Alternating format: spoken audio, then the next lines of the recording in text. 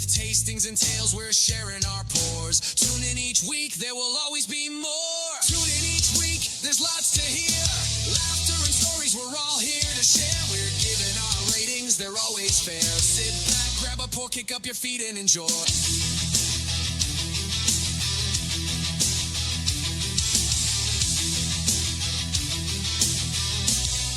On this episode, Dude and JD challenge some preconceived notions about Stagg Jr., Elijah Craig Barrel Proof, and E.H. Taylor Barrel Proof by doing a head-to-head blind. Find out how they ranked on this episode of The Bourbon Hunters.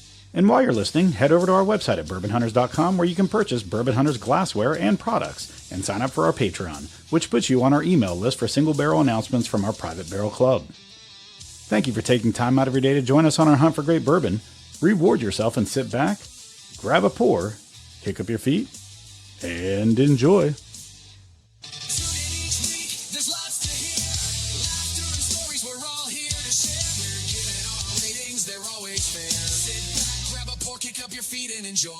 Welcome to another episode of the Bourbon Hunters. I'm Dude Poole, and I'm joined by JD for Chaz. I feel like it's just been the two of us for a while. Like, where the hell's everyone gone? We can make it if we try. Just the two of us.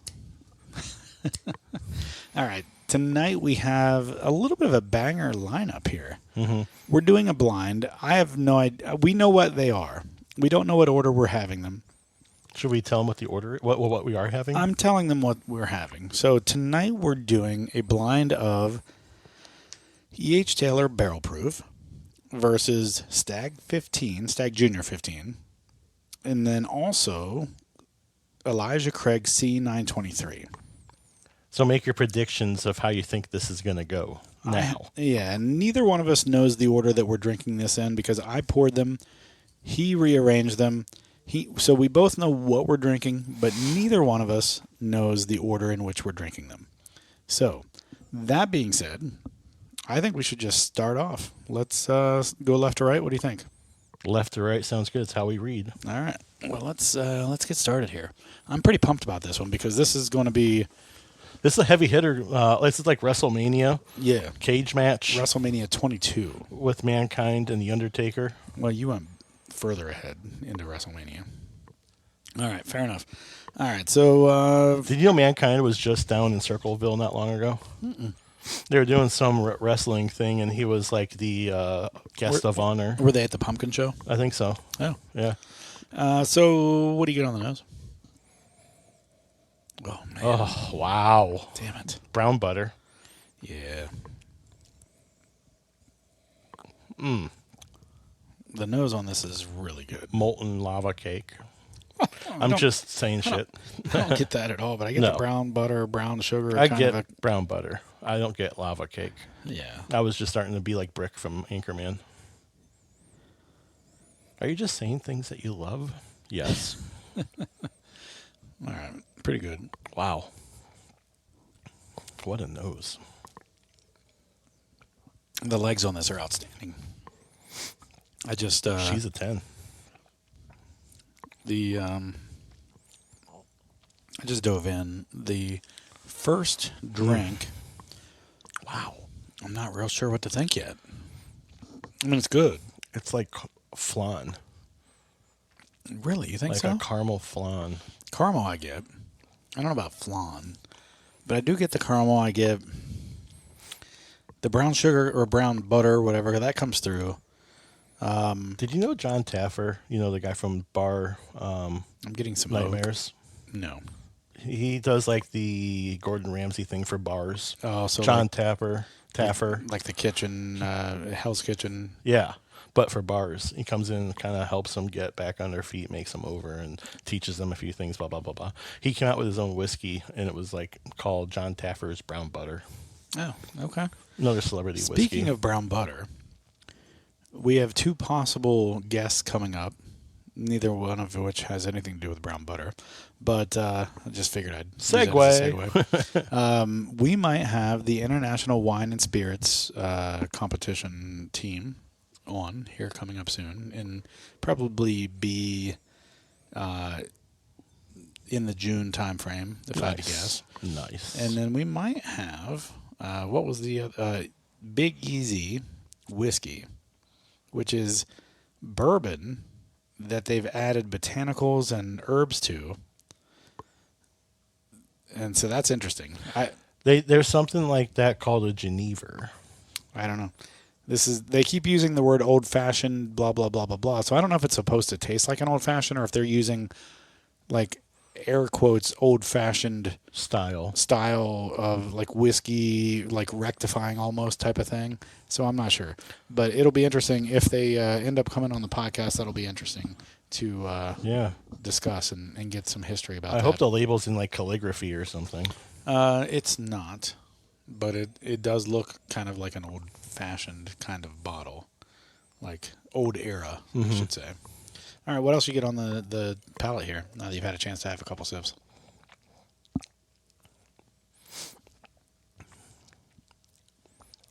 A little hint of cinnamon. I get the cinnamon on this one. I didn't get it originally. I'm getting some oak. Yeah, definitely get some oak. Tobacco, maybe, even. This is almost, to me... So I know we're doing 3 heavy hitters tonight. I'm going to save some back here. Yeah, definitely. I know we're doing some heavy hitters tonight, and that's, expected. But one of the things I look for in a high-profile bourbon, I always talk about, telling a story, right? Yeah. So something that kind of grows with you as you drink it throughout the night. That's great. But I want there to be a touch of like oak and tobacco, tells me I'm having something that's a little bit older, maybe not necessarily like ultra aged, but just a little bit older. I want the traditional bourbon notes, like your caramel, your brown sugar, your vanilla, all that type of stuff. I want all that stuff to be present. Varying levels of sweetness are fine. So like, depending on my mood, like I might want something kind of sweeter. I might want something a little bit more oaky, tobacco-y. Yeah, right. But I always want there to be a little bit of vanilla, brown sugar, and caramel present, I feel like. Yeah. Your traditional bourbon notes. But then I want it to be amplified. I feel like those nicer brands amplify that flavor, right? Yes, they do. The way I like to kind of describe... So this is number 1. Yeah, number 1. So real quick, before you give your... What would you rate this just out of the gates? I mean, in the past, I know we've given baselines a 3, but I can't do that. No, these are... So I feel like these are all going to be better than that. I've had all these before, and I feel like I like all of them better than a 3. So I really love the sensation on the tongue on this one. It's like Pop Rocks just kind of going off. You get a little bit of a mouthful of Pop Rocks and so glittery, or sparkly. It's sparkly. Hey, Andemic. It sparkles on the tongue, and then it rolls over into a very smooth butterscotch caramel. Did we leave the front door open? Like he's just barking his ass off every 5 minutes. I know. It's like someone's walking by the front door. Probably UPS. Let's jump into the second one. UPS is usually here between like...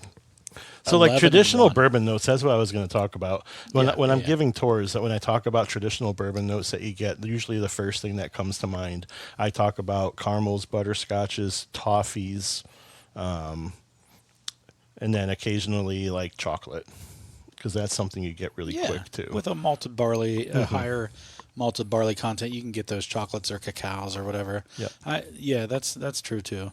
But like your Old Elks, your bourbons that have just a little bit of a higher malted barley content tend to give you a little bit of a touch of that, depending on the age but they also soften up the bourbon too sometimes. Yep. All right, so the second one we have here. So the first one. Did you ever give a rating to the first one? No, I'm going to give the first one a 4.1. Yeah, I'll say right around a 4. That'll be my baseline. Right around a 4. I wish the first one had a little more viscosity to it. I feel like it was a hair on the thinner side for something of what we're drinking. I could see that maybe. I could see that. What do you get on the nose on this one? This one's interesting. I get a little bit of a Plum? confectioner. I get the confectioner sugar for sure. I could see the plum. That might actually be the weird outlier that I wasn't expecting. Okay. I could see some plum. Some monkey bread, maybe with the confectioner sugar. Speaking of monkey bread, there is a place, it used to be called Del Mar in downtown Columbus. Now it's called SoCal Kitchen. Mm-hmm. But it's still the same menu because they opened a Del Mar in Easton. So they had to differentiate between the two. The Del Mar in Easton is, I think, Mediterranean type food. And then the SoCal Kitchen, obviously, is Southern California. But they have a monkey bread cinnamon roll on brunch days, Saturday and Sundays. Oh, my God, it is so good. It is so good. I'm super high on the Hamburger Inn Diner up in Delaware, their cinnamon rolls. Delaware, Ohio. No, I know what you meant. Now that Del Mar, Hey, is that we're the in place with the Delaware. commercials that goes, Del Mar, your pilot heroes? No, No? Okay. it is not that.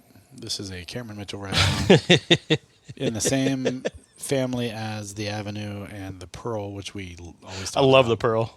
Yeah. Yeah. Just like your wife loves the pearl necklace. As it's being pulled out.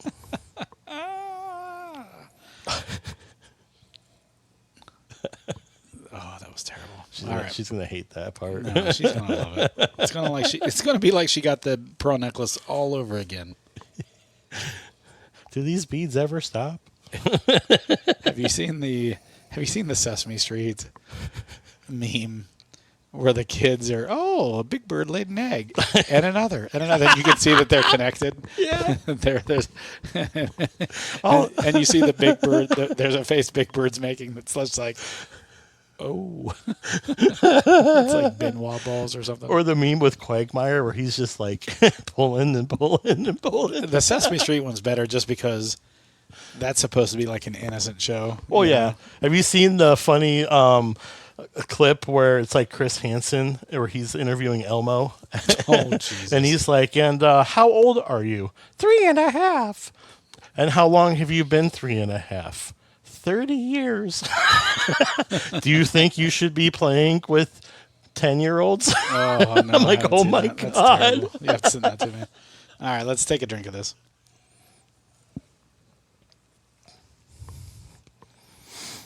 The Bourbon Hunters podcast does not condone child molestation. The views brought by J.D. Fritches are purely of J.D. Fritches. You should have said fritter. They don't know fritter. Fritter tits. Oh, this is good. Wow. This has a creamy mouth. And it's, all those things I just talked about amplified. And it's got a nice spice. Yeah, there's a spice. There's a baking spice to it in addition to all the traditional bourbon notes that you would expect to get on a really good bourbon. This is good. I'm getting heavy molasses. Yeah, I could see that.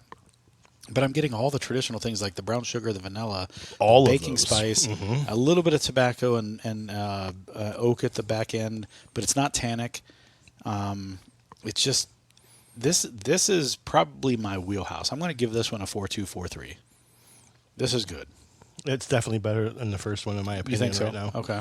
Yeah, I'm 4.3 on this. This is really good. Yeah, I'm so far a big fan of this one. I mean, I was a good fan of the first one, but I'm a big fan of this one. What'd I say? 4.243. What'd I say on the first one? Right around a 4. Yeah, you said 4. You said 4.1, right? Yep, and this is 4.3 for me. Ooh, man, Wow, that dances on the tongue. that is good. I mean, I'm not talking Ray Gunn dancing on the tongue. I'm talking real break dancing shit on the tongue. Like Breaking 2, Electric Boogaloo. Yeah. All right. I just showed my age. 69 Boys, Tootsie Rolls been playing. I don't know what the fuck just happened. Did I just have a stroke? Is there toast? I smell toast. All right, let's move on to the third one. I need a palate cleanse. Oh, man, I get cinnamon roll on this. Oh, my God, I just took a nose of this, and I get cinnamon roll all day long. We're only 13 minutes into this episode. We're going to have to start buffering with some life stories. Yeah, we're going to Oh, hey. Yeah, I know that you're going to hear this in the May 20th type time frame, maybe 21st, maybe. Pope died. The Pope died. But here's the thing. The Pope died a month ago, according to what you're listening to. Yes. And here's the thing. I'm going to Rome in a week and a half. Yep. So, it'll almost be 2 weeks from now. I'll be in Rome 2 weeks from now, at the Vatican 2 weeks from now. Actually, 2 weeks from today, I'll be at the Vatican. And I don't know what the Pope dying... Now, this is selfish of me. Are you going to run for the Pope? No, I don't think I'm in the running. I think they vetted me, and they realized that they might be able to run me for Lucifer, but I don't know that they'd be able to run me for the Pope. The second I walked in, they had the red smoke going, I believe. Yeah, immediately. But here's the thing. Selfishly, this is a Jubilee year at the Vatican, which means you can go in the big doors. Ooh, yeah, Jubilee. Uh-huh. However, with the Pope dying, I don't know what that does to affect the Vatican Museum, what it does to affect... Because, like, during the Jubilee years, you can go in through the big doors. Yep. They only open them during Jubilee years. I was there last Jubilee year, Now, 25 years during ago. Jubilee, everything's very cleaned up, right? Well, I don't know about cleaned up. I don't know any reference points to compare that. Okay. Like, I've never been there on a non-Jubilee year. Surprisingly, last time I went there was a Jubilee year. Are you Roman Catholic or raised I'm Roman Episcopalian, Catholic? which is the redheaded stepchild of the Roman Catholic Church. So a lot of the stuff that we do is very, very, very, very, very rooted in Catholicism. Mm-hmm. Now, we run a little loose from the traditional. Like, I think Catholicism just took Latin out of their masses in the last, 15 years. I think Episcopalian was similar, but they were probably 20, 25 years ago. So the masses used to be very heavily Latin-based. And then I think they removed that recently, semi-recently, in the grand scheme of things recently. If you're talking, 2025 years, kind of recently. That being said, I went in 2000. And it's now been 25 years. It is another Jubilee year. And I don't know what to expect because of the death of the Pope. I have no idea what's going to happen, if anything. If anything's going to be canceled, or if anything. It may not affect anything as far as the commoner, like myself, is concerned. I love the history of the Catholic religion. Mm-hmm. I love the history of the Vatican, St. Peter's Basilica, all that stuff. I'll be going to the Duomo as well in Florence, and St. Mark's Square, and the church there in Venice. So I love all that history, and I've read all the Dan Brown books, and a lot of that happens in the Rome area, and it's just all that stuff, just the history and what's in the catacombs below the Vatican is there, that kind of stuff just truly intrigues me. And I love history myself. Yeah, me Huge too. history buff. Especially religious history. Mm-hmm. I love the idea of religious history and these different things. So I read a lot of so Dan Brown I just talked about. I also read a lot of books that are what you would call maybe fictional, based in reality, fictional, so for example, I read a lot of books that talk about the Sigma Force, which is almost like I'm trying to remember the name of the guy, and because I haven't read one in probably a year and a half, and he's probably got 2 books out since then. James something, and I'm having trouble. I'll have to look it up. Anyway, so it's not James. I'm thinking James Patterson. Anyways, basically Sigma Force is this whole idea of DARPA having a scientific special forces, if you will. And they go and so every book that they do is based basically off of some sort of historical thing that may have happened back in the day, and then they take the idea and turn it into what if this could be weaponized. So it is James. It's James Rowland's. So James Rowland's Sigma Force series, and basically it's a historical. So like every episode, every book may have started with like Alexander the Great, and Alexander the Great did something way back in the day, and it became lost to history. And then nowadays, some bad guy is taking whatever they found from Alexander the Great and they're weaponizing it and turning it into something, right? So that's the idea behind it. It's a pretty cool series. It's 20-some books at this point, and it's so good. Like, it is really good. How many books into it are you? I've read all of them except for anything that's come out in the last 2 years. Wow. I want to start reading the Jack Reacher. Oh, series. those are good. Those are good. I've read probably 20 of those books. Reacher? Yes. There's that many? Oh, there's probably more. Holy crap. So far, it's on Prime, and I've read the first. So let me look here. Jack Reacher. I cannot remember the name of the author. I think it's like something Lee. It's almost like my favorite act, too, the Reacher Rounder. Jesus, what the hell just happened? For the love of God. Lee Child is the name of, or is the author of the Jack Reacher series. Mm-hmm. The Jack Reacher books are outstanding. The Jack Reacher series on the movies with Tom Cruise are terrible. Yeah. Terrible. He doesn't fit the mold. No, he's like 5'7". Yeah. And Jack Reacher is supposed to be this big, imposing person. And he's crazy. Well, but he's not crazy. No. He's just super calculated, and he is intimidating because of his size. So the guy that they have playing him on the Prime series is perfect. Yeah, he's big. Tom Cruise is just dumb. Like, they wanted to Mission Impossible Jack Reacher, which is not what he is. He's this big, imposing guy that headbutts and uses his size to his advantage. It's not about quick martial arts bullshit. It's about intimidation and calculation. He's super smart. He's a former MP. He just understands how to read people. He's an amazing shot, like sniper, handgun, whatever. He's just amazing. And that's the whole point of the Reacher series. And then they went and put fucking Tom Cruise in 2 of the movies, and I'm like, what the fuck are you doing? This is wrong. The Jack Reacher TV show on Prime is amazing. It is so true to the books that I love it so far. I think there's been 3 seasons now, and every one of them have been amazing. I've only made it halfway through the 2nd season. Oh, it's so good. The only thing that they've had to do is they've had to update some of the technology, because when the original books came out, like, flip phones were a thing and stuff like that. Like, so they had to update some of the technology. But outside of that, it's so good.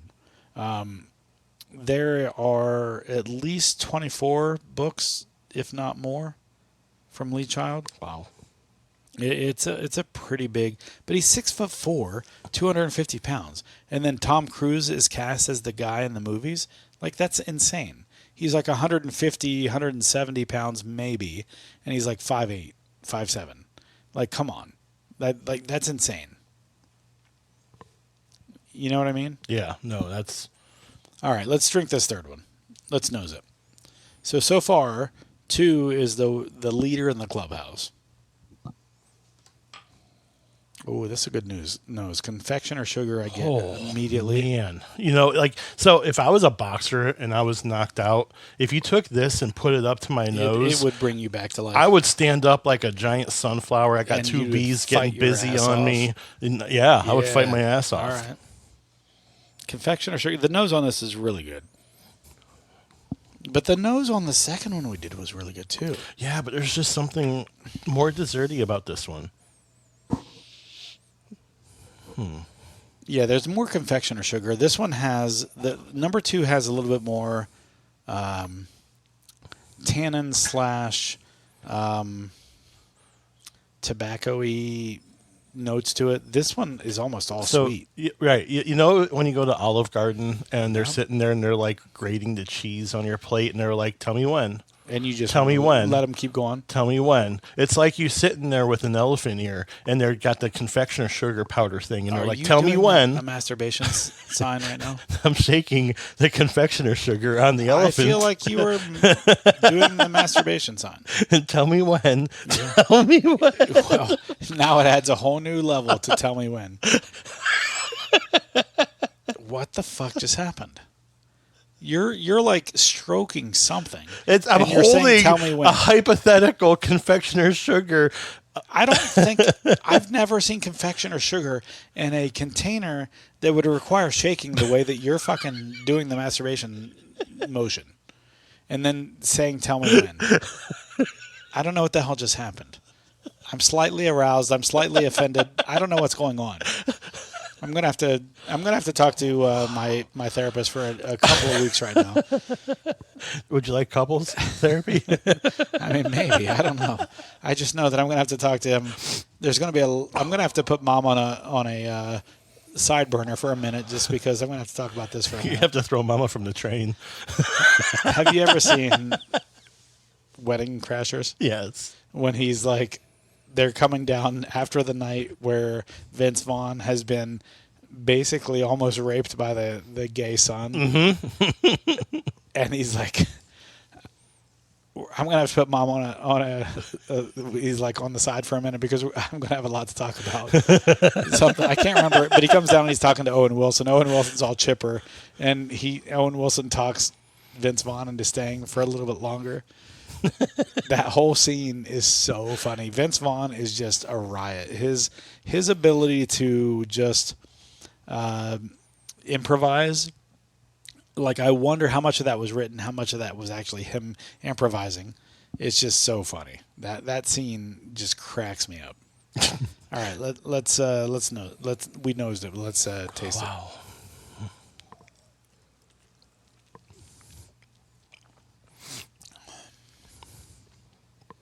Okay, so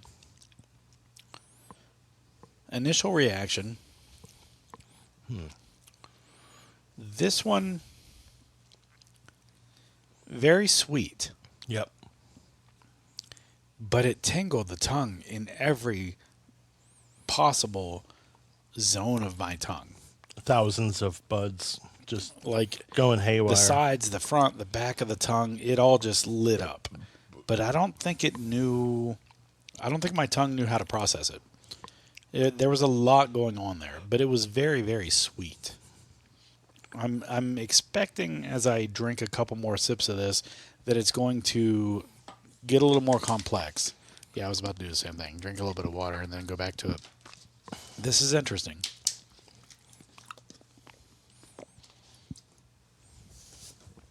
What are the proofs of these? Do we remember? So C923, I think, is 137. 137? Yeah. Holy shit. The Stagg Jr. batch 15 is 131 on the number. And then we did E.H. Taylor barrel proof. I don't know what batch you have, 12 or 11, I would assume. I don't know, but I know that it's 127.9 proof. So the 923 should stand out like a sore thumb. Sorry, 127.3 proof. Okay, so we've gone up about 4.5, 5 points. Even on the C923. Mm-hmm. That's what you said, right? Yep. And then this is 131.1 proof on the Stagg Jr. Yep. So we're all in the same realm. We're all hovering around 130 proof. But it's funny, like it's a 4 or 5 point gradual increase from each bottle, and I can't pick out which one's which is how it's supposed to be. Yeah, I have no idea which one's which. It's been a minute since I've had this E.H. Taylor barrel proof. I think it's been almost 9 months. It's been a minute since I've had this Elijah Craig barrel proof. I've had this Stagg Jr. 15 before, and I don't remember when. Didn't you get your C923 from a sticker? I got when we I ended were up down getting there? 2 bottles of it, like within weeks of each other. Oh, no kidding. But the first one I did get from at the Heaven Hill. Evan Williams. Evan Williams. The speakeasy sticker. Yeah. So I took someone else's speakeasy sticker who didn't buy anything. I love that. And then I passed him in the stairs and said, "Hey, did you buy anything?" He's like, "No." I was like, "Can I have your sticker?" And he's like, "Yeah." Heath just found one on the shelf That accidentally put motherfucker. there. It was accidentally put within the rest of the. It was supposed to be a toasted barrel, and it was with the toasted barrel bottles, and it was a C923, and he just happened to fucking grab it and buy it. Let me go back into this.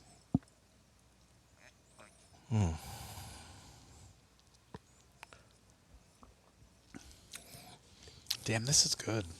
I'm getting the oak and the tobacco now. I like this one. Fuck. This is really good. So this one, unlike the other two so far, its story is evolving. Like I'm getting something different on the third and fourth sips that is really, really hitting home for me. That sip was like a Werther's caramel. That's what I mean. Like it's telling a story. It's evolving as I sip it more and more. This is really good. Damn. This is tough because these are all good for different reasons.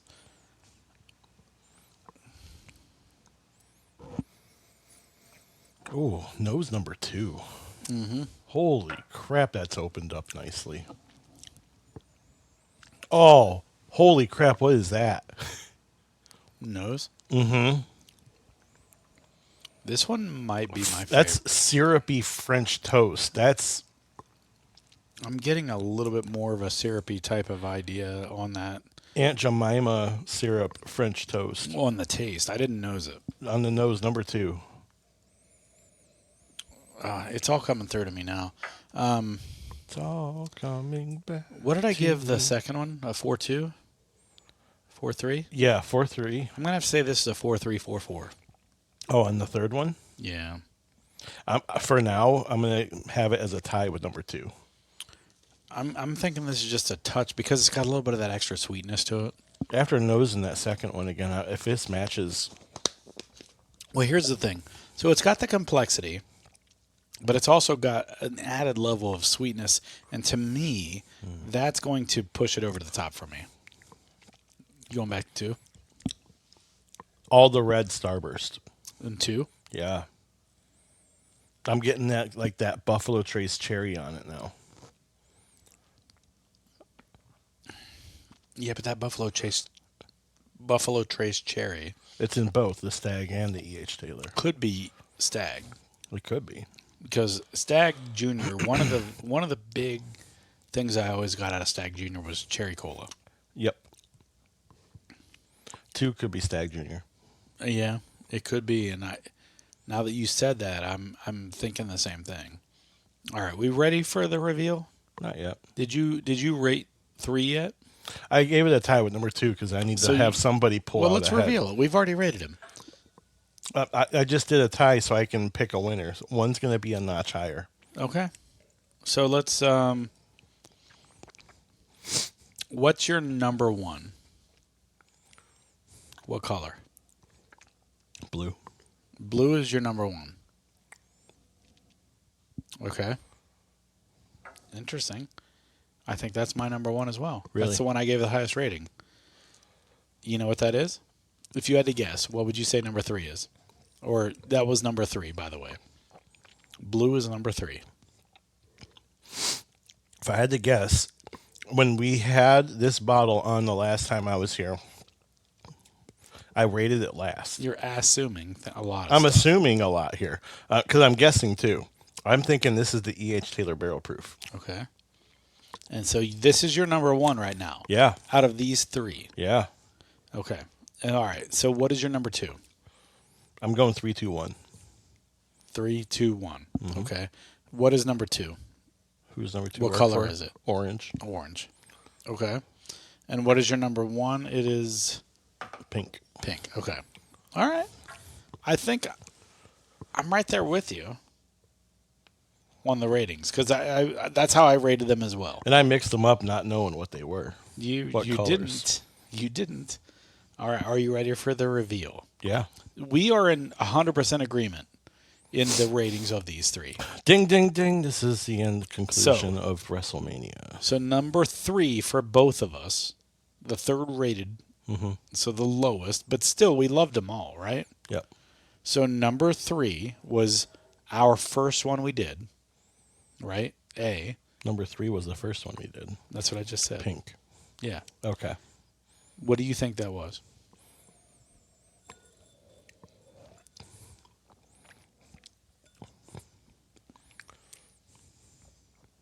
I think that's the Stagg. Stagg 15. And now that I know what it is, I'm catching the Stagg notes. A little bit of cherry. Maybe not soda, but I'm getting a little bit of cherry on that. I mean, 4.1 is a good score. Yeah, no, these are all good. These are all outstanding. I feel like this. There's always got to be a loser. I know right? there's one, the E.H. Taylor, that's a 127, right? Proof, 128 proof. And that's under the 131 Stagg Jr. proof. And this drink's under both of those. Yeah.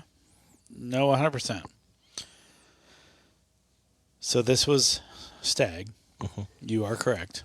That was a good call. All right. So your number 2, that's the orange one, right? Yep. What would you think this was? I think it's C923. Damn, you're on fire. Now, granted, obviously you have a 1 in 3 chance every time. You got the first one right. It was Stagg. So number 3 was Stagg for both of us. Number 2 was Elijah Craig C923. It was fucking outstanding. It is so good. It is so good. So good. The last time I had this was after our C923, or after our trip in the end of 23. Right. We haven't had this in a while. It's been a while. So Since we did the C episode. So here's the thing. While I was unemployed, I flew to Oklahoma, did an interview with Derek Poor, who is not self-proclaimed, but supposedly the most whiskey, or the largest whiskey collection in North America. Are they mostly single malt? That includes, it's mostly Scotch, Yeah. but it includes some bourbon. He had all the verticals of Weller, Pappy, all that stuff. When we went to visit him, a third of them were in his work office. He had this hidden room in his work office. No way. It was insane. And then he had a third in a storage container somewhere in Oklahoma. And then he had a third of it in his house. So what we saw in his work, I never saw his house or his storage container. All I saw was his bunker in his office where he worked. And that was insane. That's a third. You've seen my room. Yeah. It's 4 times bigger than that. Good Lord.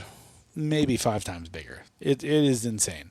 And here's the interesting thing about that is he had so Derek Poor is very, very, very famous,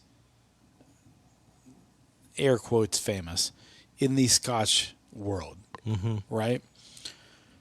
And so how famous is he? He's famous enough that where he has stuff that the distilleries in Scotland, he has stuff they don't have. Oh. So What do you mean that he has stuff they don't have? The distillers in Scotland will travel to Oklahoma. How does he get it? To taste the stuff he has that they don't have anymore. Oh. So he's hosted master distillers from Scotland for Scotch. Yeah. To come over and taste things that they don't even have anymore. That's a pretty the other good problem to have. Yeah.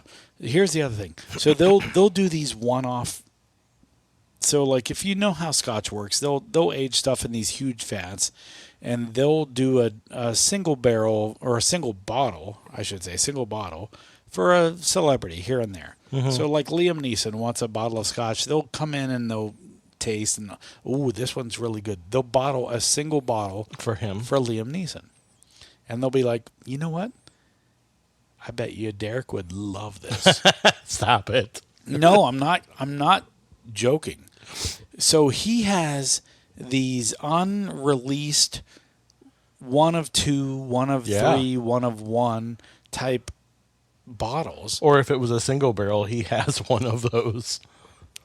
Not a single barrel, single bottle. Holy shit. Like, we're talking one of two, one of one. Bottles, not barrels, bottles. Yeah.